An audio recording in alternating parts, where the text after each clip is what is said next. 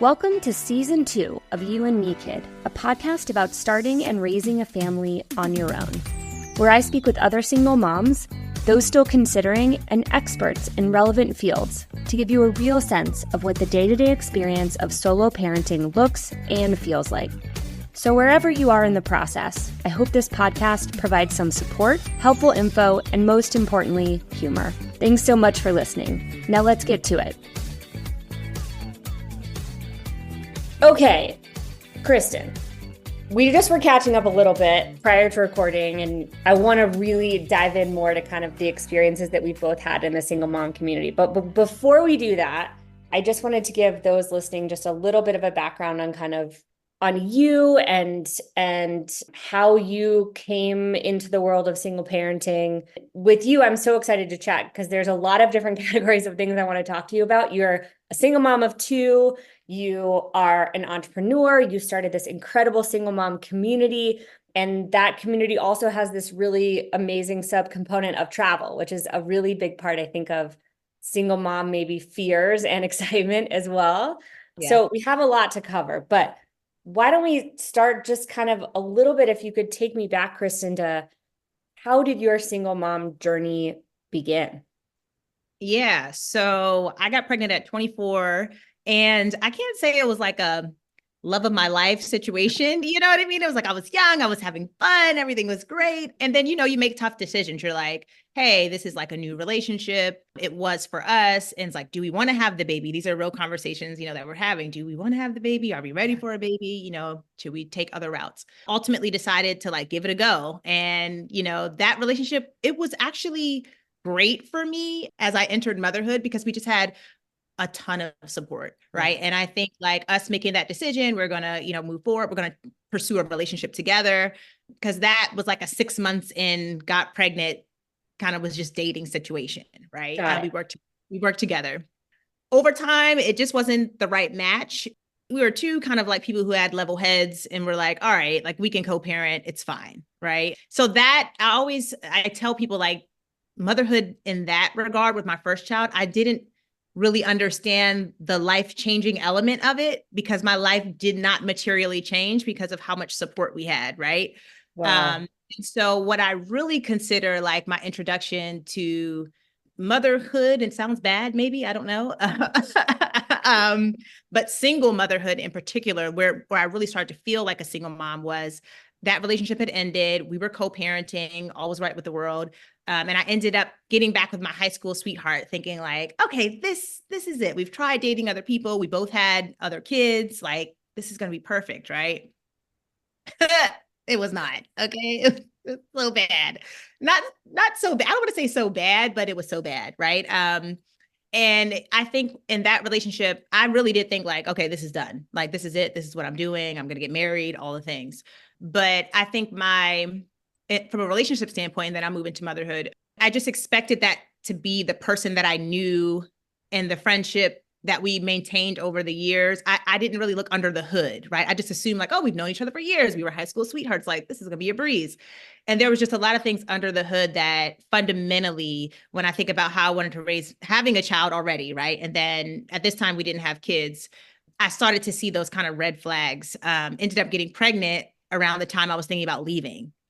So that was really difficult. I had antepartum depression while I was pregnant, just because of the sheer weight of everything that was on that relationship prior to getting pregnant. And then now having the hormones of just a baby was really challenging. And in that pregnancy, I really wanted to leave while pregnant, right? I wanted to leave the relationship while pregnant and I wanted to have a smooth pregnancy, and just that didn't end up happening.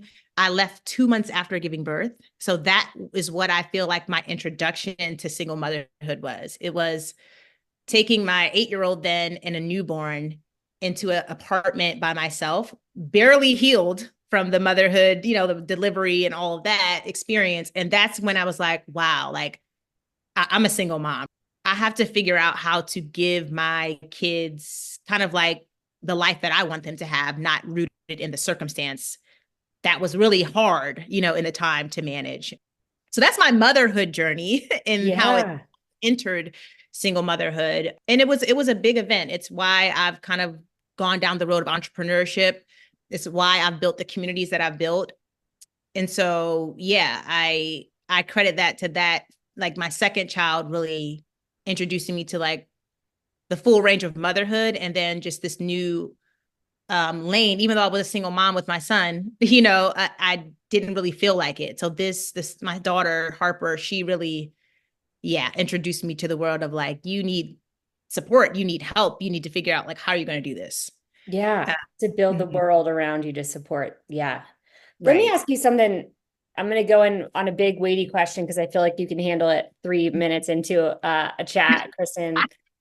I feel like now that I've become a single parent, there are kind of these boxes that exist within the single parenting world, and I'm doing quotes for those listening, where it's like you are a single parent if you're a single parent by choice. You're a single parent if you are a widow. You are a single parent if, like, I don't know, maybe someone creates a boundary where it's like, oh, you broke up or someone left you a few Mhm. weeks into having a baby, right? And then there's this huge world of folks who are co-parenting, or maybe there's a person in the picture. And I feel like even within the single mom community, there's kind of this sense of, well, you're not a single mom anymore if these categories apply. Like you now have a partner or you are co-parenting with someone. And I don't like that. I feel like everyone should be able to identify however they want. And if that's single parenting, I don't like those boxes being Right. built. And I'm interested in kind of how you feel about all of that and the language around single parenting, especially, co-parenting with the guys in your life. Like, how do you address all of that? And how do you feel about those kind of titles? Now that I've kind of stepped outside of myself in my own experience by way of having a community, I feel empathetic to the reasons why. I think there are legitimate reasons why those walls exist within the community, right?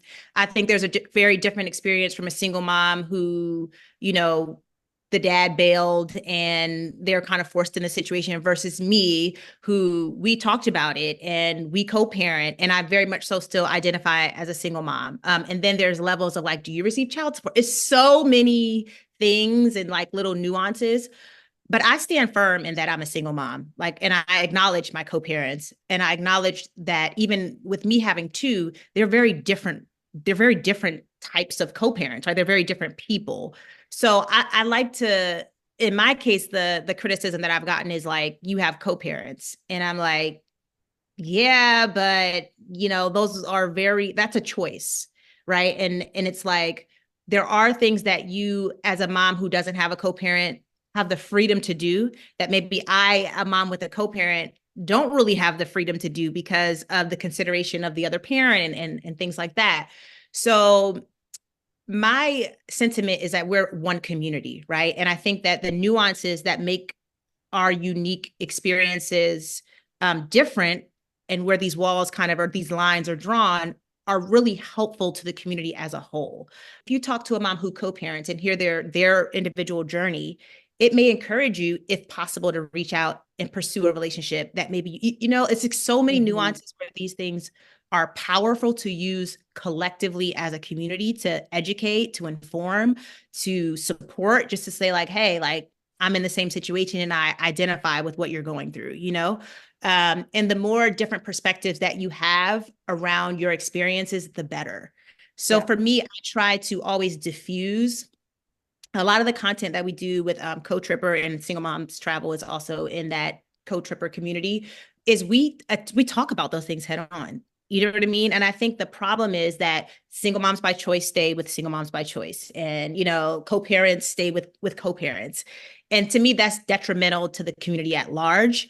And the real value of kind of like, at least what I'm trying to do, is create like this ecosystem where we all work together. We all like use each other's experiences. We all can like say, hey, do you need help with this or that? And not even from a help perspective. I think from a sheer economic perspective, the value of us coming together means better things get built for single moms in general, no matter how you identify. Like products get built, investments get made into this community. And we've seen that happen with other communities and how powerful it can be. And so I think the one thing that I always encourage people to do is just like, you can own your experience, but also be empathetic to like the way you imagine somebody else is experienced just because of this divider or this specific thing is not necessarily like the embodiment of their story. And they may have something valuable to exchange with you. Again, like to sum it up, I am empathetic to people who've had a different experience than I have had in single motherhood, but I also very strongly own and stand firm in the fact that I am a single mom. Yeah. So, you know, I feel like too, there's this kind of this sense of that it has to be hard, like that being a single mom is hard, right? And I feel like those lines are drawn when it becomes like, well, wait, it's not as hard for you as it is for me. I have it harder because I'm alone and you have a co-parent, or I have it harder because I don't have child support coming in and you do. Like, and I actually see it totally the opposite in a lot of, instances. I have partnered people in my life who I think it's harder for them to be a parent and keep a partnership together or manage a partnership that may be really unhealthy than me and my daughter being able to make whatever decisions we want at whatever time, right? And so I'm similar to you and Krystin that I try to kind of change the story when people are like, I don't know how you do it, or gosh, well, so and so has a boyfriend and that must be easier. And I'm like, it's not. There's benefits to what I'm doing, there's benefits to what you're doing, and there's downsides to both, but everybody's struggling in some way, right? Like, let's not compare the struggles and prioritize them. That's just not fair. Yeah. I have a lot of almost all of my friends are married, and I love the Institute of Marriage. I love it. I want to be married one day. I wear it as a badge of honor. It's not an identity thing. It's like, just like currently I am a single mom, right? And I think for however long you're traveling through your journey as a single mom, there should be resources, support, and community for you, period. Just like a married mom, just like a whatever arrangement anyone else has going on, right? And I always say anybody can be your co-parent. My mom is my co-parent, even though I have co-parents. Like, who do I listened to an interview you did a while ago where the gal interviewing you was like, Alexa is my co-parent. And it made me laugh out loud. And I was like, ooh, who's my co-parent? And my daughter's obsessed with Taylor Swift. So she's 2, thanks to the Disney app. She's watched the Eras Tour a number of times. And I'm like, at 5:30 in the morning, like, Taylor Swift is my co-parent. Like, I don't have an Alexa, but she's the most consistent person in our life right now. So yeah, I'm totally with you. And I love that you just brought up the fact that you want a partner, because I totally get that as well, which is people think because I've like stamped the single mom box that it is the thing that I identify with the most. It is not. And that it's like where I'm going to stand forever. And I have to be open about, hey, I would love to be married. I would love to find someone who has their own kids and have a whole big, crazy, chaotic family. But I try to be as open about that as I can, because I do think people maybe don't think about me as an option for other single people, because they're like, oh, Sarah's like a single mom. That's her journey. That's her path. That's her identity. And so I have to remind them that just because I chose this doesn't mean I'm choosing it in place of partnership. I just am hopefully just flipping the order a little bit. Yeah. And like, I feel like it is something people deem your identity, right? If you say it out loud. Now, if I was like in the corner, kind of like sad about it, then it's something about saying it out loud and saying like, and not having a problem with it, because I feel like society and just like, there's a lot of bias that is connected to that title, right? I know single moms who would not say that publicly. They feel shame. They feel like everything that I want to like flip that on its head, because I'm like, just like you said, like the struggle part, like it's a beautiful life. Like it really is. I don't know any mom, again, I have partnered friends, single friends who don't struggle. So I feel like that's like the baseline. That's like a, that's about being a human, like being a human, being a parent, all of it is just like, there's a baseline of it being hard, but hard looks really different for everybody, Right. And so like, I think like not enough is talked about. Like it's empowering to make a choice to have a kid by yourself. It's a beautiful thing, right? It's like, I'm not waiting, because women, we have a clock. I don't, like say what you want. You know what I mean? Like, I don't want to be 50 people do it, no shade, but I didn't want to be, you know what I mean? Like, so even me being married and having kids, there's so many nuances to it. And it's like, it's nothing wrong with it. It's nothing wrong with it. It's nothing to feel bad about that you're not partnered. And I think owning that makes people uncomfortable Yeah. sometimes. And so that's why the narrative hasn't shifted to a more positive sentiment around single motherhood and single moms. It's just because, again, in these silos, like I feel like we're not loud enough to really put a stamp on how beautiful and in a growth process this is to choose to parent this way, right? Yeah. And there's a lot of us parenting this way, you know? So Yeah. I felt when I first started the podcast a little bit like I couldn't be honest about how great it was, like how happy I was, how fulfilled I was, because I feel like whether it's single moms or just parents in general, there's this idea of like, oh, you're going to be sleep deprived and you're never going to shower and you're going to be like, yogurt in your hair, crazy all the time, like no balance. And my experience has been exactly the opposite. And I felt at the beginning of maybe the podcast or even just in casual conversations that I'm not really like allowed to say how good it is because maybe that sounds a little like, I don't know, fake or like Pollyanna, like I'm, painting over what's really hard about it. But the experience has been incredible and way more joyful than I ever even imagined. And I imagined it was going to be amazing. And so I'm so glad you said that because it's like, why is that? Like there's this society thing. It's like, you got to complain about parenting and you got to complain about being a single parent and you got to complain about your partner. And or I'm, lack of, you know? yeah, I'm like my life is more balanced than it has ever been. I'm more joyful than I have ever been. I find just so much fulfillment out of this and in my relationship with my kiddo. And I never anticipated it being that. I just Yeah. assumed I was choosing chaos and I was okay with that, but I didn't. Yeah. And similar is true with like leaving partners. Like we were not good together. You know what I Yeah. mean? Okay. Like we didn't work. Like, but that doesn't mean, and I know like there are certain things like, and I always recognize that it's not an option for some people to leave relationships amicably, or even like I wouldn't say I left my relationships amicably. You know what I mean? I would say I worked diligently and intentionally at making sure that we had a good enough foundation post separation to be able to possibly have what we have today, right? So Yeah. I was careful how I did Yeah. things and took a lot of crap, early on because everyone's healing and again, like it's based on empathy. So for me, I'm like, I am so happy that they're over there. I'm over here and we're doing this way. Like it's Yeah. my life would be miserable if I would have stayed. Right. And Yeah. so it's like, you could say for the vanity metrics, we're married and we're together and we're a family. But like, I know in my heart of hearts that making those choices, I would have been miserable. Yeah. And I'm happy now. Like, happy doesn't mean challenges are not like, I don't want to strangle my son as a teen sometimes, like, because I do quite often. But it means like, I wouldn't even be able to parent them with intention and love and true presence like I do now if I were in those relationships. And that I Totally. know, Totally. right? You're So a better parent, you're a better yeah, human, better you're a more person. authentic Kristen, like all the things, right? That are like the baseline of how we teach our kids to become the people that they want to be. Yeah.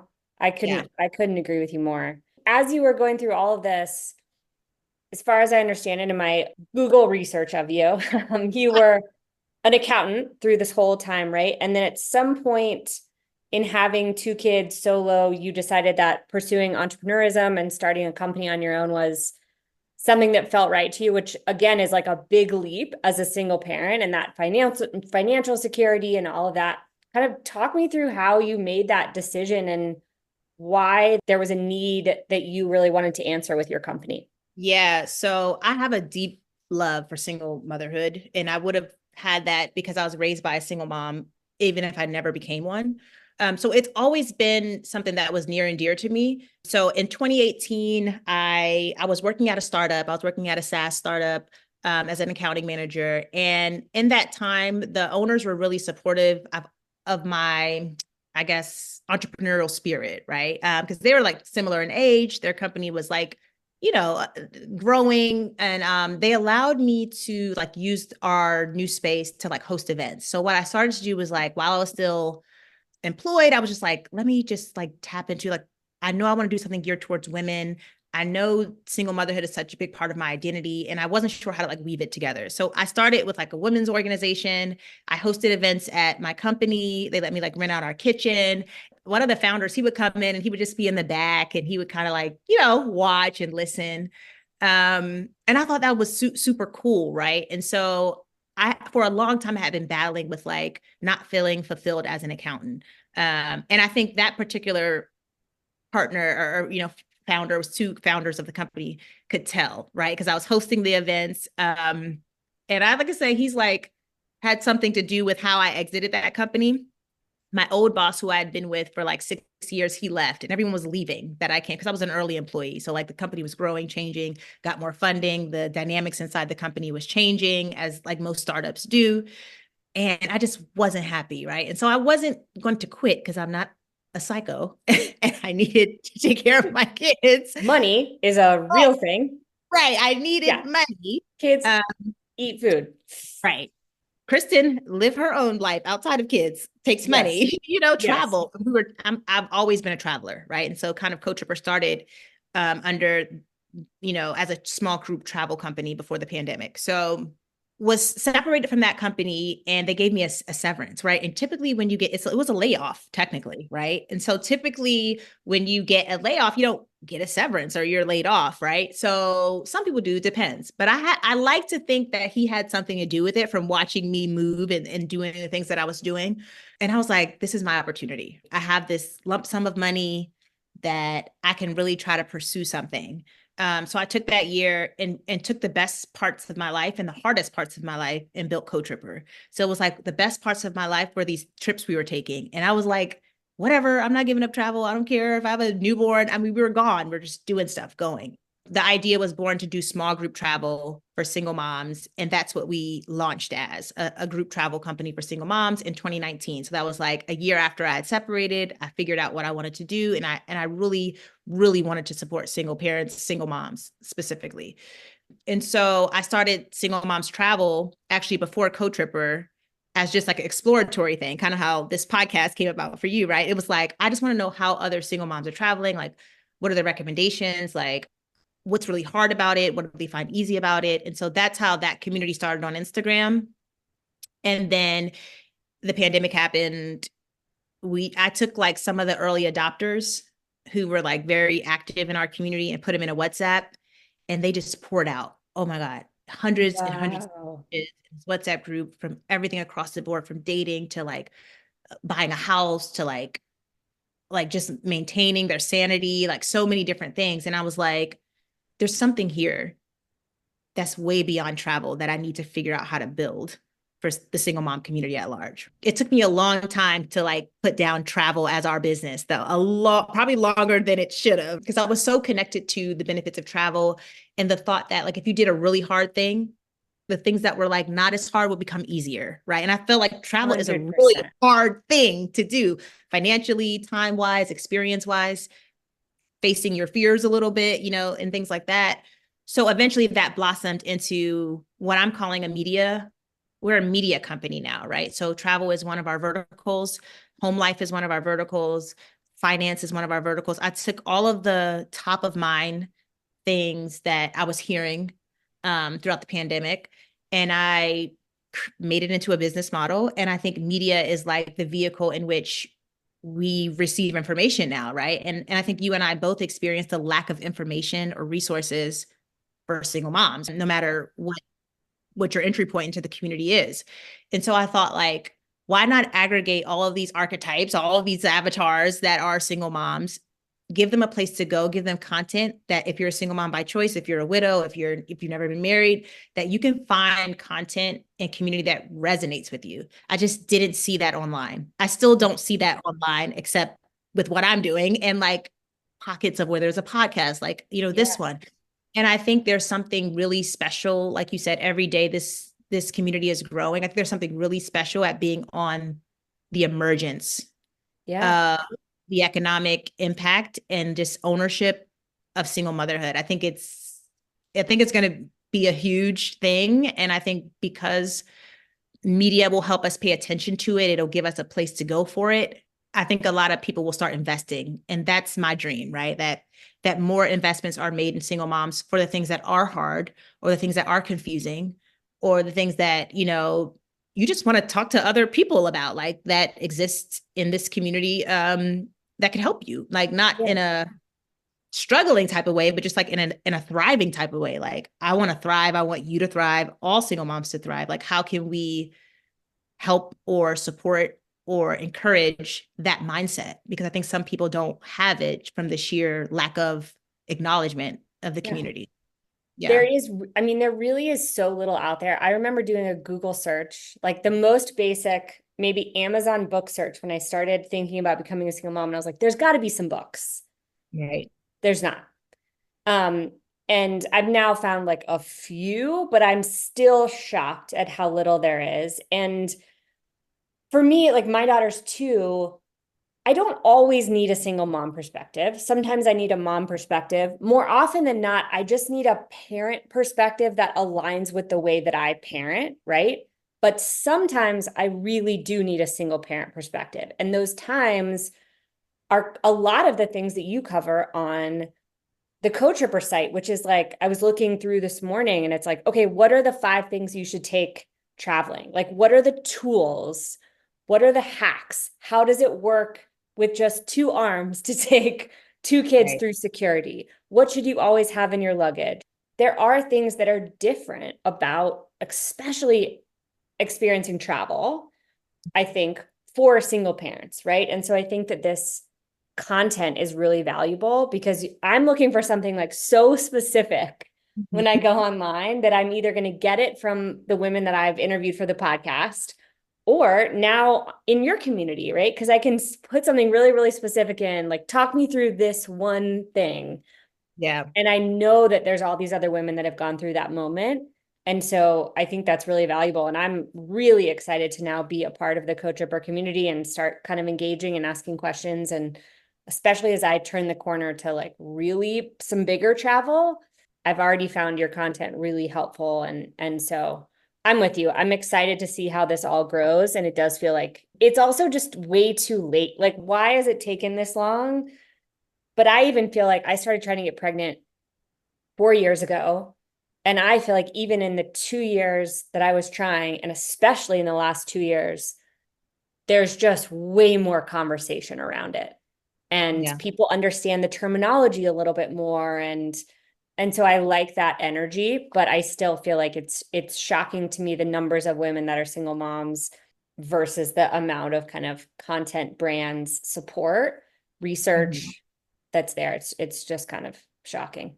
Yeah, and we're a relatively small community, to be quite honest, because we were talking before we recorded. It's really hard to find community. Like, I have Yeah. to search. I have to search hashtags. Like, again, I think that's that whole identifying with single moms and like how many people are doing it versus how many people are not doing it. It's been, as a company, rooted in like, one, driving community, and 2, delivering content that's relevant and timely and like what you want. It's important for me to hear and like just research people, but it's so hard. Like, it's been so So hard. hard. Yeah, we don't have a ton of free time, us Yeah. working single mamas. There's not a ton of free time, it turns out. Yeah. What I would encourage you, if you're like a single mom listening to this podcast, like, tag, if you're on Instagram, like, just tag single mom, tag single something, because that is how like brands and businesses, we have to figure out a way, especially for a like kind of an underserved demographic. I feel like we are certainly an underserved demographic. Like, we would have to try to figure out like, how do we aggregate the community? And so that's literally how I find people. It's how, like, so like, just that, even that ownership on the content you are putting out helps us help the community, right? It helps us figure out like, who are you? Like, what do you like? And be able to do that research around the community at large. Because I spend hours just trying to find single moms. Like, I'm just trying. It's crazy. It's Yeah, crazy. I I know feel the they're same there. way about the podcast. It's like, I know there's a ton of people out there because I'm getting all that feedback that folks I know or person connected to person is sending the podcast to people. I see the metrics of who's listening. But trying to just schedule a sit down for an hour in a quiet place, that's the funny part. That's impossible. Is impossible. And I do find it funny, but then when we make it work, it's so valuable. Yeah. Like these conversations are so valuable. And I continue to hear, which I'm sure you hear about your content, that it's really helpful for folks to hear other experiences and get those travel hacks. And I now have a bunch of people listening who aren't even single parents who are like, oh my God, the tips you just gave about kids getting sick in the first year was super helpful to me. So it's like that content is valuable, I think, even outside the community. But I'm totally with you. I think this is just the beginning of what it will be. So you got in early and you created an I'm happy. incredible community. So I'm excited to watch it grow. Okay, I want to talk about travel for a second. So I love to travel like you. I traveled a ton before having kids. I was nervous that after I had a child, I wouldn't be able to travel in the same way. And again, society tells you like, oh, traveling with kids is so hard and blah, blah. I have traveled with my child. I've traveled without my child, and it has not been as hard as I thought that it would be. I also find it incredibly empowering. Like you said earlier, when you do have a really rough day, you're like, man, I did that. Like the little thing that happens to me next week is no big deal because I got through 6 hours on the tarmac with a sick kid. Like I got this, you know? When did you start traveling with your kids? Like when did you really start to kind of bring them into that part of your life? And how often are you guys kind of getting out domestically, internationally these days? Yeah. So I think with my son, his dad's side, I mean, there were just like a ton of weddings and a ton of like that's how it started. It was like, well, we gotta go. Family You know? events. Yeah. So and because I was such like comfortable travel, I mean, I did a lot of international travel. I used to be what they now call an influencer. In my day, it was blogger, Yeah. you know. And so, you know, I had done like Europe and a lot of Europe and the Caribbean, and I enjoyed those places so much and wanted to do more. And so when I had kids, just those domestic early kind of like weddings and things like that, it helped me. It was like, oh, okay. So I was never really scared to travel with him because we had traveled so much. I think I just continued on when I wasn't partnered. And because I had the experience from when I was partnered, I would say like, you have to just do it. It's scary, it's hard, it's unpredictable, but you have to do it. Like if it's something that you want to do. And I encourage moms to do it. I think when I had my daughter, she traveled, I think her first international flight was when she was under 2. And we went to Paris and it was smooth. I mean, I met my sisters there, but we traveled alone. And it's just little things about doing research, like, you know, going to the gate, asking for a bassinet seat, asking for like, hey, is there somebody next to me? Is the flight full? Like those little just, you got to ask these questions, you know, and go to the Yeah. gate and see what you can get. That doesn't add any additional costs, you know? So Yeah. with her, it was like, I was a little bit more like, okay, I have to make sure like I do research or I figure out what do I need because I hadn't had experience. He was 8 at the time, you know, like when we separated. So I didn't have like solo experience traveling with a younger child, but I did have some experience, right, with being partnered. So I think it never was a time where I was like, I never traveled, you know. So for me, it was helpful that I was already an experienced traveler on my own. But I would say for people who aren't, I mean, honestly, now there are other group trip resources. There are other things that you can tap into that lifts the burden of you traveling totally by yourself, which is great. Like there are products that exist for family travel that, I mean, there's some with age requirements like 5. So that doesn't help if you have like kids under 5. I mean, there's no magic formula that I really could tell you other than like, I strongly encourage you to do it and just get in community with women who have done it. Yes. Ask all the questions. All the questions. Yeah. Yeah. It's And just, travel day. You nailed it. It's travel day logistics. My best friend who's been on the podcast a few times has 4 children. She travels all the time with them solo. And she gave me all these tips of like, hey, they're going to ask you to do this in security. You don't have to do it. You can always go through with milk. Like the things that you would stress about, knowing what you can and can't do, knowing about that bassinet, knowing to go, you know, I board last, like little things like that, where it's like, ooh, here are the tricks of the trade that are going to make this day that generally is probably just going to suck. It's not even that fun without kids.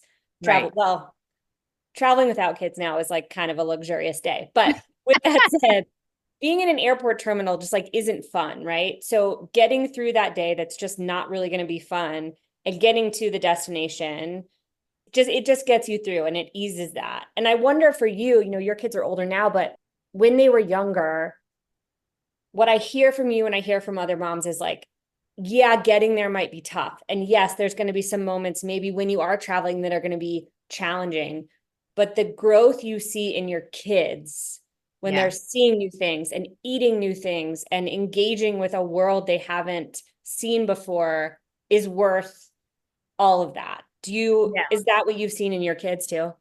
100%. My kids like ask me, when are we going somewhere? Like they are Oh, so, I and love that. they fall in line. I think that my tip would be the younger you, the better. The younger that you can get them experience, the better. Because my kids they're great. They're Yeah, great now they're travelers. probably pros. I mean, they're not, they know what to do. They have their system. They're like, got my headphones, got my tablet, got whatever. Like, Yeah. it's like fearful, like with the ear popping thing. One time my son's ears popped and it was this whole thing. And, just knowing like have the earplugs, have the juice, have something, Yeah. stick on your boob if they're a baby when you're taking off. Yeah. So like, it's just like they've grown to be so used to the experience that it's almost like, I mean, they're privileged in a way, like it's not even like it's special to them. It's like in their routine. So I Yeah. just recommend the earlier the better.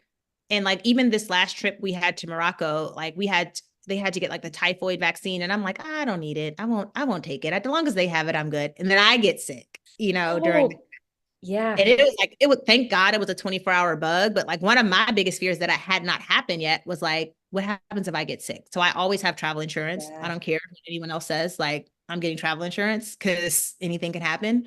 But like having that experience just as a parent was like, oh, whew, now I know what it's like to be sick and like have. Yeah, right?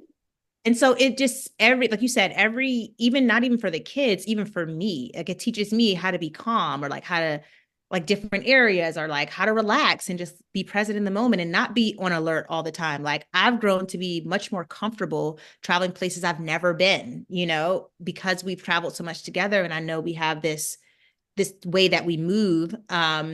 It's helped me relax and us by in turn, we get to explore more because I'm less paranoid or whatever, still cautious and still, put certain safety things in place. But like as a family, I think as a single mom, like there are just so many benefits to travel beyond the travel experience that you just have to do it and you have to try it, at least try it, and just accept the fact that there will be unexpected things, right? Like Yeah. nature of the Just, beast. yeah. You brought up a really good point, which is I think so much of my experience, which has been like instead of being afraid of the thing happening, the sleepless night when they're a baby, afraid of like the day that they have a stomach bug and you're on a plane, right? Like those moments that everyone tells you are going to happen, they're going to happen. You're going to have a delayed flight. You're going to have some major travel snafu. Like it's going to happen. So instead of being scared of it, you're going to get through it. And it is a little bit of like as you said, it does make all the little things way easier. I find that I'm 10 times calmer as a parent than I was before being a parent, which is not something society told me I would be. So I'm totally there with you on that, which is like take them a little bit as like little empowerment steps of like, oh, we did that as a family. Like we figured that thing out. We're not going to have to worry about that again, right? We checked that box. Where have you guys gone? Tell me a little bit about some of the trips you guys have taken and your favorite spots. Honestly, the biggest trip that we've taken together recently is Morocco. And I had just heard like the wonderful things. I'd never been to Africa. So typically I would take them somewhere that I've already been. Just as a comfort Got thing. it. I'm like, okay, I've Got been there. it. I'm, like Europe, I'm familiar with Europe. Like I've Yeah, been yeah. like all over there. So it's like when I took my daughter to Paris, it was like, I got this. and you're Yeah. like Yeah, yeah. 5 times, you know? So we were on the train and just certain things like bringing an umbrella stroller. Mistake I made is bringing like my nice big lovely stroller that could not get in and out of the metros. Like literally we had Oh, to take it yeah. apart to get in and out of the metro. So you just learn little things, but like, so that was great. And like my daughters, when we went to Paris, it was just her and me. My son didn't go on that trip. And it was just like the little things like that. It was like, it was wonderful to like learn like, oh, how to move about. It was like really interesting and just fun seeing her. She's like chasing pigeons in front of the Louvre, you know, like it's just like she doesn't even Oh, know. Like it's just so amazing to see like you're so outside of your norm and they just acclimate. So that was like really cool to see. But like our trip to Morocco was like in that I got sick, we recovered, we did like we had slots for everybody to do what they were passionate about. And with older kids, that's really it's really cool to watch, right? yeah, Like you so kind of get your time and things you're excited about, and everyone goes with you. That's cool. yeah, and the people there are just amazing and warm. I think there are some places that I've been. I mean, Europe has been like not so good with people before, depends on the day. But just everyone that I met there, down to the guy, we had a 10-hour drive to the Sahara. I thought that that was going to be really bad. It was so smooth.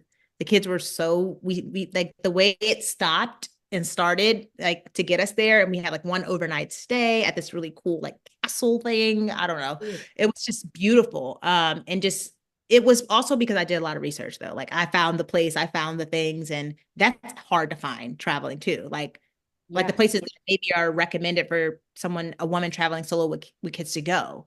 Like Yeah. that's not easy information to find online.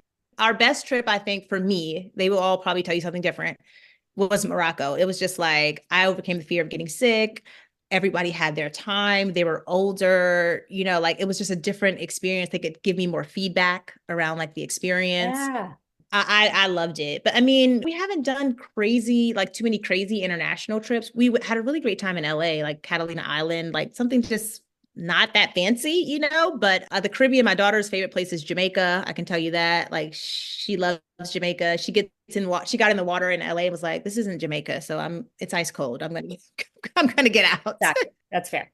But yeah, like honestly, we haven't traveled a lot because I've been so focused on like building CoTripper and really Yeah. just like, you know, sacrificing our own stuff for the greater good of building this Yeah. company. But I'm looking forward. We're planning our first community trip for our That was just what I was going to ask. I'm like dying for a trip like this. Tell me what is happening. I've seen posts on single moms travel. Like, tell yes. me everything about these single mom trips because I'm in. So unfortunately, we never have executed a trip due to COVID, right? And so when I changed the business model, I was debating on like, should I still offer group trips? Like, is that something? Because it was just so hard after COVID to like get all the things in place. And so this year, I just finally decided like we're gonna do it. We're gonna go. And so right now, I'm just collecting like interest forms, and I've learned a lot about the way I've offered trips in the past and what worked and what didn't work, and you know the preferences of single moms that maybe I don't consider as a single mom. So kind of getting this formula, so to speak, of like how to execute these things. And so now we're probably going to do 2 trips next year, one for smaller kids, you know, maybe like 5 and under, and then one for the older kids. Still debating on location, but we have an app. And I think the best way to do it based on how we've done it before is to bring all the moms interested into our app and really have them be a part of how we create trips. That's so It'll cool. yeah, it'll help me make sure the experience is amazing for the people who are coming instead of me trying to like pre-build an itinerary, which I've done in the past, which they liked, but it Yeah. was a lot. It was a lot Yeah. of red tape. So that's the way we're doing it now. So we have an interest form around the fall. We're going to segment the groups and say like, hey, here are the 2 groups that we're thinking, but have everybody in a collective private group in our app, and we're going to book a trips for Oh my 2025. God. That's pretty much the gist of it. It's not that formal. It's just like, we're going, guys. We're doing it. Yeah. Well, I'm going to add myself to that list right after our chat. I want to know about that. I love that idea. I think you've got something there. I really do. I think there's this fear around travel as a single mom. And I think providing that kind of community and knowing that you're going to go and have other people there with you, folks who've had kind of similar types of experience. There's going to be other kids there. The trip is going to be structured in a way that supports all those elements, I think is genius because it's hard to do that all on your own. And Yeah. for me, what I've thought a lot about in terms of travel is like, I'm not at the stage because my child is 2 that I want to travel just with her internationally. It doesn't feel like she's quite old enough to like, as you said, give me feedback and have that engagement. Like we're just getting to the place where she can like talk to me at dinner time. Like we're just turning that corner, you know? But I do love the idea of going with people who are open to going with me and a child, or bringing, we've got some amazing babysitters that are like a part of our life that I would love to travel with, to get her started early. But the big thing for me that you're addressing is that community piece. Yeah. It's like there's already people there that you know that like you're going to hit it off with a couple of them, right? And I love connecting with people, and so for me that adds that component that just planning travel on your own wouldn't have. So I think you've got something there, and I've got to put myself on all the lists to be kept in the loop on it. Krystin, Yeah. tell me this. I feel like this is kind of the magic question of parenting and single parenting. You, like me, have a lot of plates spinning. Um, Entrepreneurship, running the CoTripper community, being a mom, also having, I'm assuming, a personal life and friends and activities that you do without the kids. Um, how's the balance feeling for you right now at this stage? And what do you do to stay, sane and authentic, and what are the tools that you're pulling from? Yeah. Organization is something that I've historically been terrible at, right? And so lately I have put a conscious effort into like kind of time blocking and just like almost forecasting my years, and what I want for me out of that year. It's like a life plan, Yeah. I would say. And it's a tool I use because I visit it daily. It's like, what do I need? And I check in with myself pretty regularly, almost daily. Like, what do I need? I also, and this might skew towards older kids, I also really communicate to my kids that I'm their mom, but I'm me first. And I Mm. really honor that. And I require them to honor that now that they're at an age where they can. It was more challenging for me. Hold on, babe. It was more challenging for me when they were younger and I couldn't necessarily set those boundaries. Um, but that's really important to me that my kids know that I'm their mom, but I'm a human being first, just like they're kids, but they are human beings first. And like the things that they need and the things that I need have to work harmoniously together. And so that is a intentional conversation that I've had with my kids since they were young, even when they probably didn't understand it. But that has, I think, benefited me now where they know when like I need a minute, or I'm working, or we have to do this for your brother and you have to allow us that time to do it, or I'm going out because I need to go out with my girlfriends. And so I just try to really parent intentionally and not neglect myself, which is very easy to do. Single parenting, bless you. So, I mean, that's what I would say. I think entrepreneurship has been, in any, single mom or single parent pursuing entrepreneurship, it's been tough. There have been times where financially it's tough, and it's a choice I continue to make because I really believe in what I'm building, and who I'm building it for. So, it's about recognizing when you need to ask for help around those things, and that's something you have to do. And Yeah. it's not a sign of weakness. I always say asking for help is a sign of strength and self-awareness that you're not able to do things, everything on your own, which we're not as humans built to do that. So I think that's how I manage. I'm a woman of faith, so I'm very, listen, it's nothing that I can't do. Being a woman of faith, I believe that.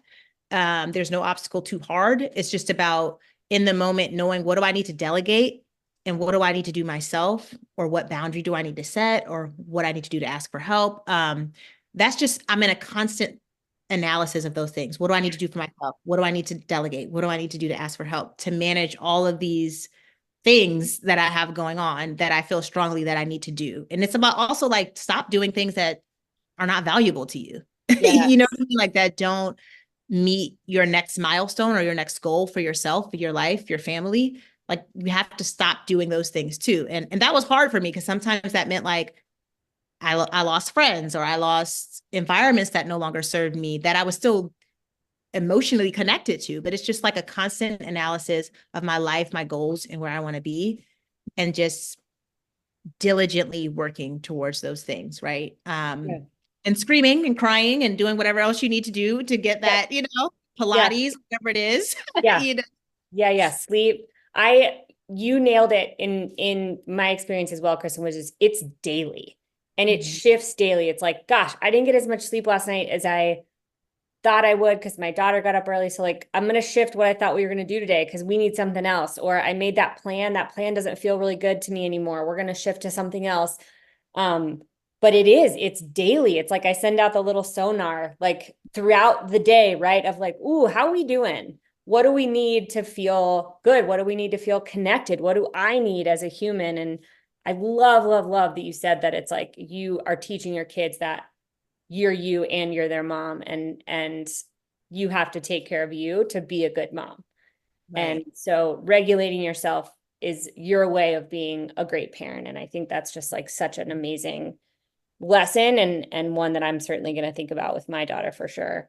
I loved chatting. I'm so impressed by everything that you're building. I think it's incredible. Will you tell those listening again where they can find you and your companies? Yeah, so I'm pretty much across social at Krystin Hargrove. CoTripper is at CoTripper. Our website is www.cotripper.co, not com. That's very important. And then we also have a Single Moms Travel, which is just on Instagram, where we primarily talk about travel and do all the travel things. So you can find us at any one of those places. And I'm an open book. You can ping me whenever. Like if I can help, I definitely will. Awesome. Thank you so much for chatting. I really, really appreciate it. And I hope we can talk more. And if there's anything I can do to support the community, please let me know. Thanks so much for listening to today's episode. I hope you enjoyed it. For more information about the podcast or me, go to youandmekidpod.com. See you soon. Thank you for listening to this episode. If you or your company are looking to jump into the podcast world, now is the time. The Plug Agency is here to connect you to the full power of podcasting. You just record and leave the rest to us. The people are listening and want to hear from you. theplug-agency.com. That's theplug-agency.com. Click the link in the episode description for an exclusive offer.